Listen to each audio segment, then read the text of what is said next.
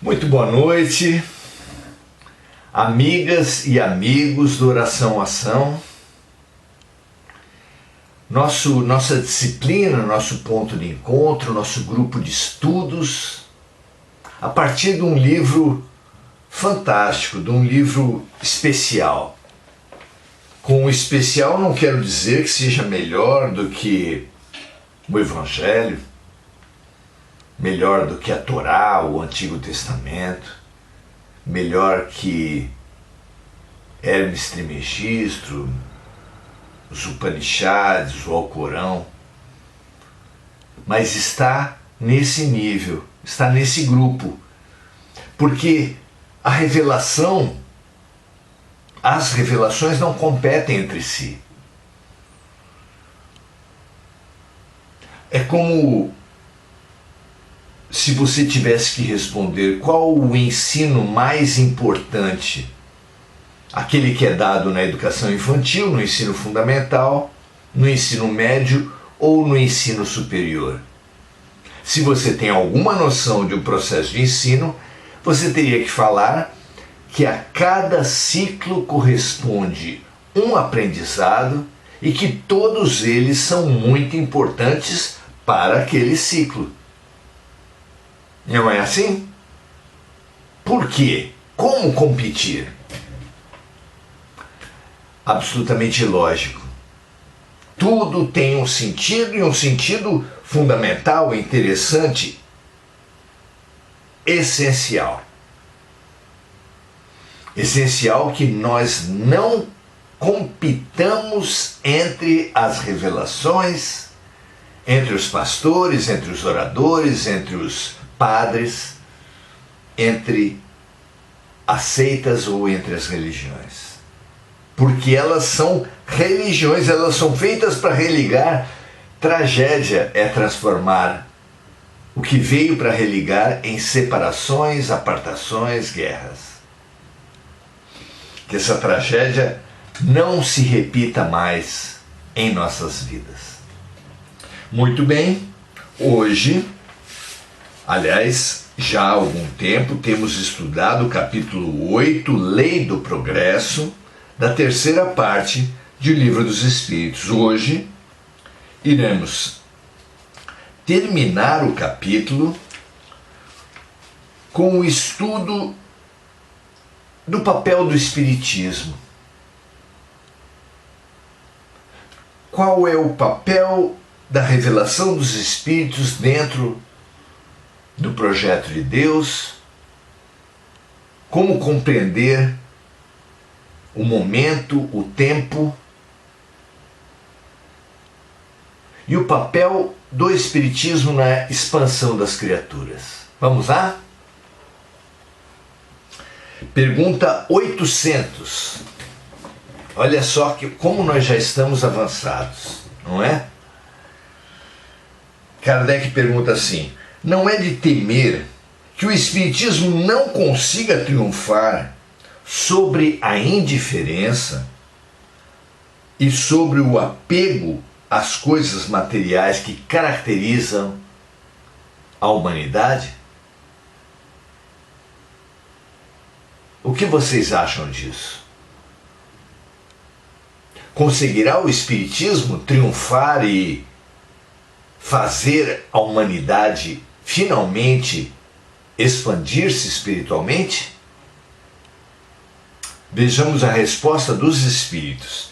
Seria conhecer bem pouco os homens para pensar que uma causa qualquer pudesse transformá-lo como que por encanto. As ideias se modificam gradualmente, de acordo com os indivíduos, e é necessário que passem algumas gerações para apagar completamente os vestígios dos velhos hábitos.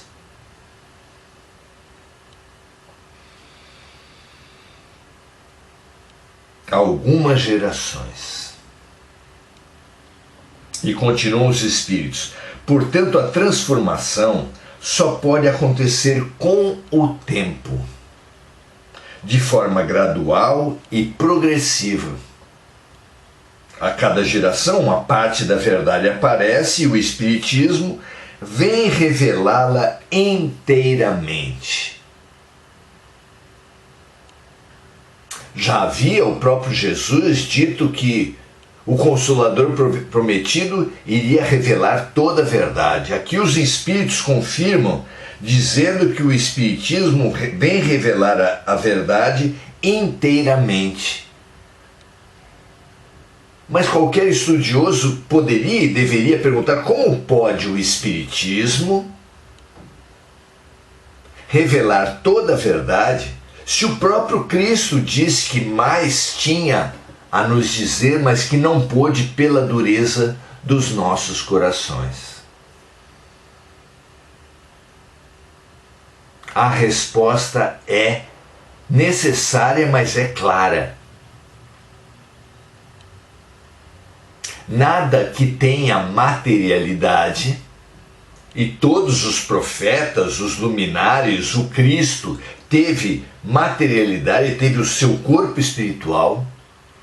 Nada que é material pode ensinar toda a verdade, porque nada que é material pode ficar com a humanidade para sempre. Mas o Consolador prometido, sim, pode. O Espiritismo, o Consolador prometido, ficará com a humanidade para sempre e vai revelar toda a verdade, justamente porque ele é imaterial, porque ele não tem um corpo material. A mediunidade está revelando fabulosamente a verdade aos homens há muito tempo e organizada, sistematizada, como foi por Allan Kardec, ficará conosco para sempre e será um mecanismo de revelação da verdade à humanidade que atenda aos limites e às possibilidades de cada momento, de forma que, no passar dos tempos, ao longo da eternidade, sim, revelará aos homens da terra toda a verdade. Terminam os Espíritos a questão 800 dizendo assim: se a doutrina espírita conseguisse corrigir em um homem apenas um único defeito, já teria feito esse homem dar um passo que representa para ele um grande bem. Esse primeiro passo é muito importante porque tornará os outros mais fáceis. Então é tão grande, tão profunda e tão importante, tão conectada a evolução de uma criatura, que qualquer progresso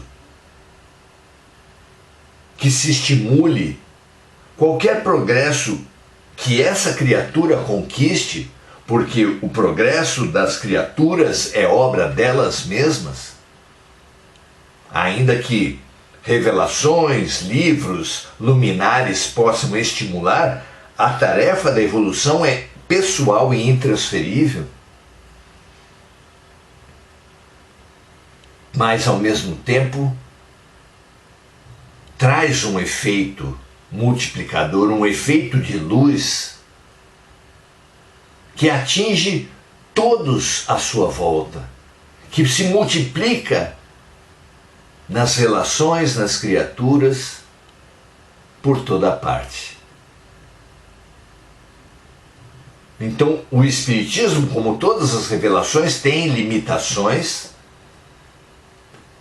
impostas pelas próprias criaturas, mas também traz um potencial fantástico, porque cada criatura iluminada, num campo particular que seja,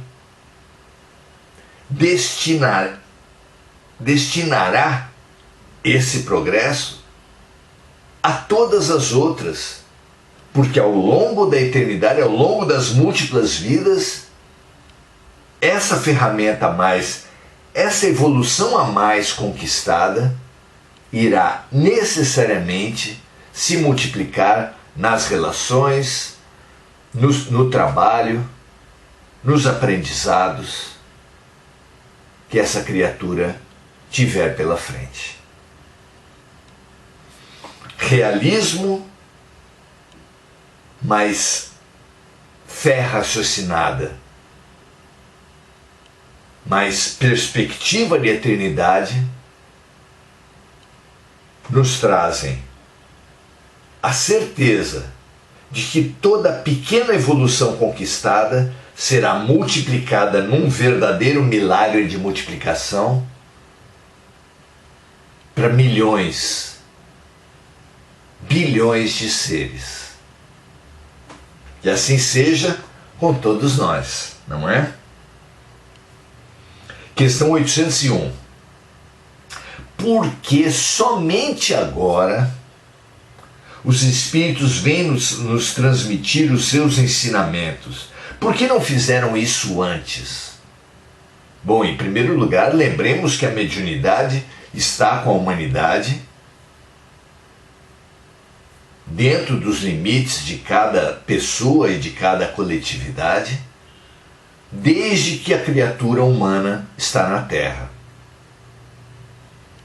Então os espíritos sempre estiveram com os homens, na forma do anjo da guarda, na forma das inspirações para os líderes, para os luminares, para os artistas, para os cientistas, para os filósofos, para os pregadores. Mas, em segundo lugar, é verdade que a época do Espiritismo eles vieram como um projeto integrado,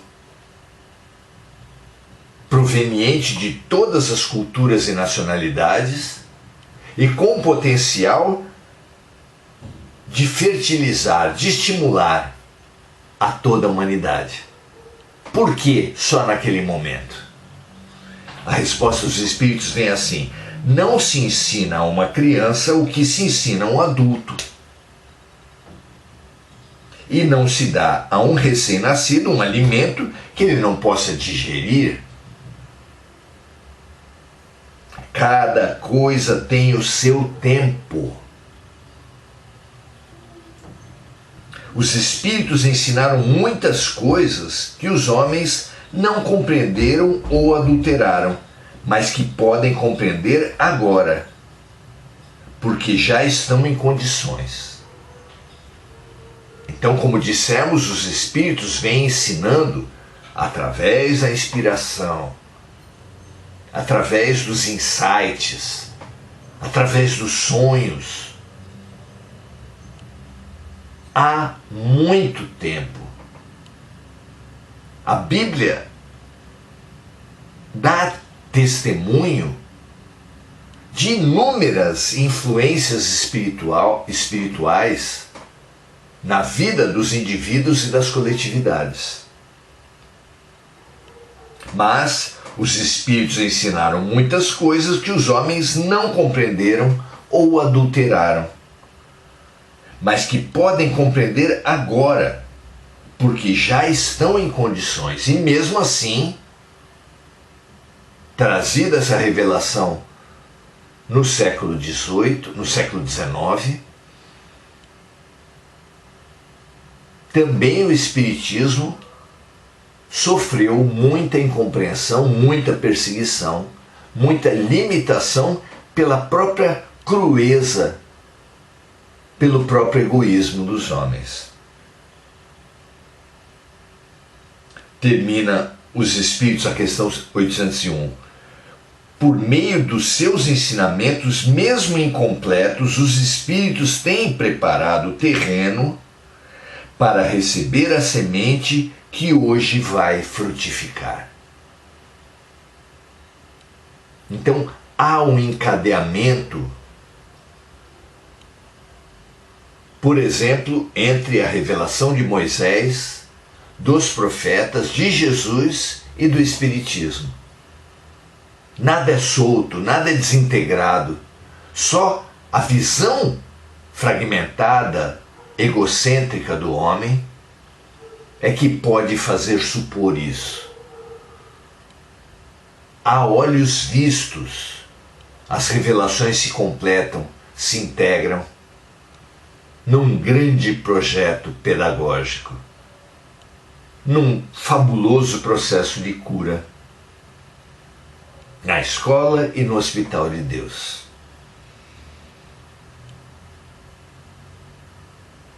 Questão 802. Se o Espiritismo está destinado a ser um marco no progresso da humanidade, por que os espíritos não apressam esse progresso por meio de manifestações tão ostensivas e tão generalizadas que convençam até os mais incrédulos?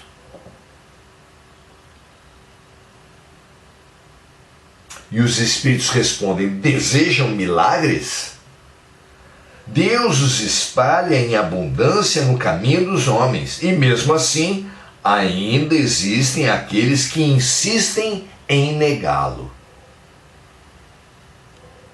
Por acaso o próprio Cristo convenceu seus contemporâneos com os prodígios que realizou?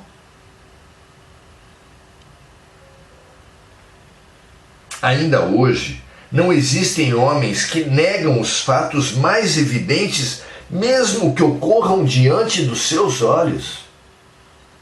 Não existem aqueles que dizem, mesmo vendo, não acredito. Não é por meio de prodígios que Deus quer conduzir os homens.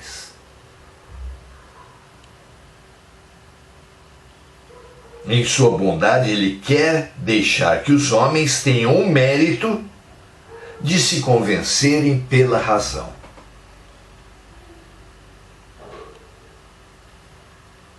Porque Deus não nos obriga, não nos conduz com fatos profundos, impactantes e generalizados. Porque Deus é amor. E o amor só pode amar em liberdade. A única coisa que Deus não pode é não ser. Não ser amor. Não ser Deus. E sendo Deus, sendo amor, Ele precisa nos amar em liberdade. Ele precisa respeitar o nosso tempo e o nosso ritmo. E isso é maravilhoso.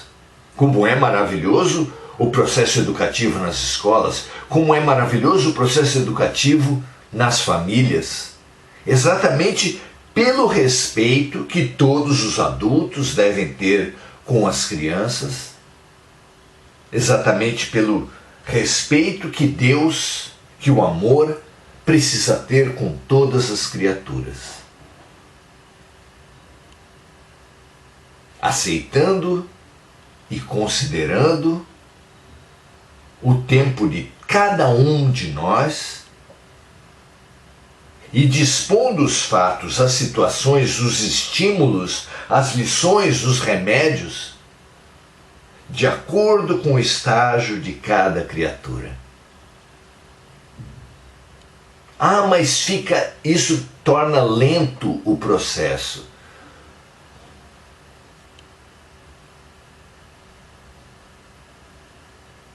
Sem dúvida, Deus acelera e aprofunda na medida das nossas possibilidades. Mas mesmo agindo com essa paciência, com esse conhecimento do estágio de cada um, trazendo as lições pelos profetas, pelos luminares, eles tão constantemente são incompreendidos, mesmo produzindo milagres, mesmo produzindo grandes feitos, como Mahatma Gandhi, como João Batista, como Jesus acima de todos. Não foram todos eles mortos, assassinados? Não foram todos os profetas incompreendidos e perseguidos? Porque mesmo adequando cada lição a cada tempo de cada aluno, a possibilidade de não compreender, de rechaçar, de perseguir os educadores de Deus, de matá-los. Existe, é frequente, é a tragédia humana. É maravilhoso que, tendo tanto poder, que tendo tanta beleza, não apenas Deus, mas os seus próprios luminares, não apenas Deus, os luminares, mas o seu próprio Cristo, se abstenham de castigos, de imposições, mas convidem amorosamente, serviçalmente as criaturas a acordarem, a refletirem e a se transformarem. Que assim seja conosco e será no nosso tempo. Que o nosso tempo seja agora. Graças a Deus, muito bom termos esse nosso compromisso, aceitarmos o nosso tempo de orar, de aprender e de agir de acordo com o aprendido, de acordo com a sintonia alcançada. Maravilhoso! Vamos agora saudar todos os amigos que estão conosco aqui. Marco Aurélio Trindade, Tempo de Semear, Enir Cajazeira Silva, que assim seja, Gugu Souza mandando vibrações para a nossa família consanguínea e para a nossa família espiritual, para que os que nos consideram seus inimigos e para todo o planeta Terra. Assim seja, as melhores vibrações para todos nós. Adelaide Dias, Sueli Duque, o seu boa noite. Muito bom, Sueli, ter você aqui. Um prazer mesmo. Gugu Souza expressando sua gratidão. Mônica Silva lembrando e vibrando pelos encarnados e desencarnados, pelas vítimas das guerras e dos desastres climáticos. Andréa Santos, Domingos Natalo, Rosane Bastos, Lúcia Galvão, Enir Cajazeira. Renovamos o nosso convite por multiplicar tudo de bom que você vir pela frente. Cada bem que uma criatura recebe, recebe também o compromisso de compartilhar. Compartilhar mensagens, lives, gravações, mas compartilhar essas energias pela nossa ação, pelo nosso trabalho. Oração, ação, se renove e nos renove a cada dia. Até amanhã, um prazer enorme estar com cada um de vocês. Que a luz se faça em nossos corações. Paz e bem, graças a Deus.